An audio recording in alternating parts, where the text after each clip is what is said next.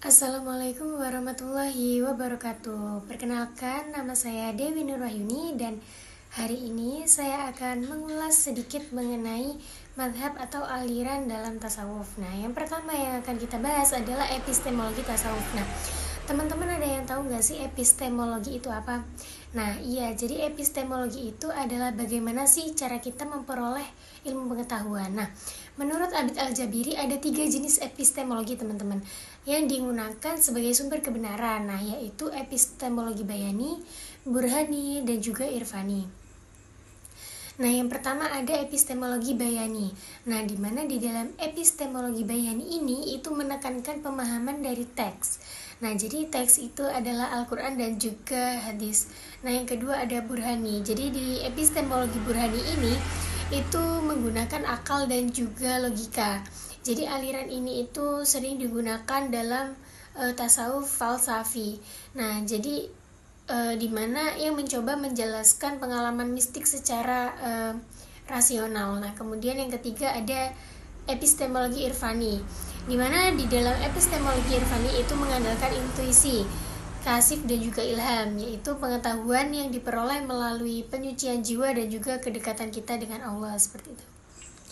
Nah, jadi yang selanjutnya itu adalah aliran tasawuf sunni. Nah, jadi aliran tasawuf sunni ini adalah aliran yang berkembang dalam ajaran aswaja atau ahlussunnah wal jamaah. Nah, di mana mengedepankan keseimbangan antara lahiriah atau syariat dan juga batiniah atau hakikat.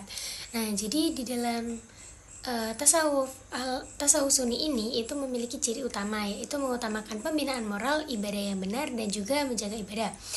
Nah, kemudian tasawuf sunni ini itu terbagi menjadi 2 bentuk, teman-teman. Jadi ada tasawuf ahlaki dan juga tasawuf amali. Nah, tasawuf ahlaki ini bertujuan untuk mensucikan jiwa dan juga memperbaiki akhlak.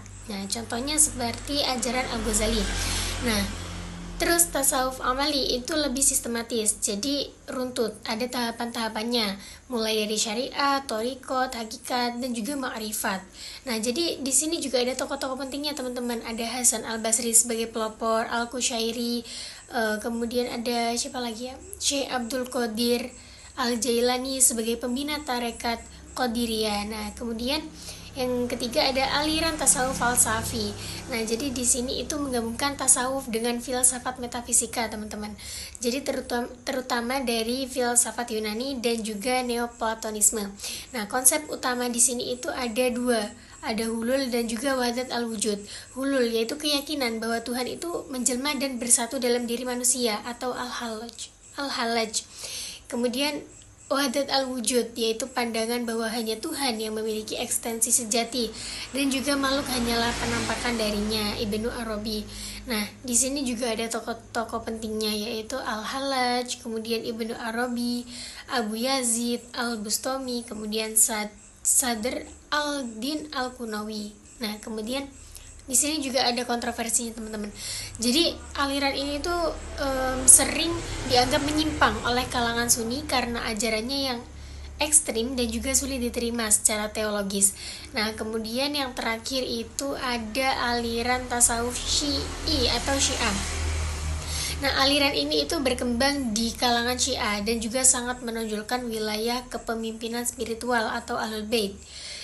Nah, tasawuf Syi'i ini atau Syiah menekankan aspek esoteris seperti pembersihan batin, kemudian cinta kepada para imam sebagai jalan menuju Tuhan, kemudian kesamaan dengan tasawuf falsafi dalam konsep keesaan dan juga emanasi, namun dengan penekanan Syiah. Nah, di Syiah ini juga ada tokoh pentingnya yaitu Ibnu Khaldun sebagai yang mengkritisi sebagian praktek tasawuf, kemudian ada Murtada Mutahari serta Allamah Tabatabai. Baik, mungkin itu saja yang bisa saya sampaikan hari ini. Semoga bisa bermanfaat buat kita semuanya. Saya mengucapkan mohon maaf yang sebesar-besarnya bila ada salah kata maupun perbuatan. Saya mohon maaf yang sebesar-besarnya. Sekali lagi terima kasih atas perhatiannya. Saya akhiri, wassalamualaikum warahmatullahi wabarakatuh. See you.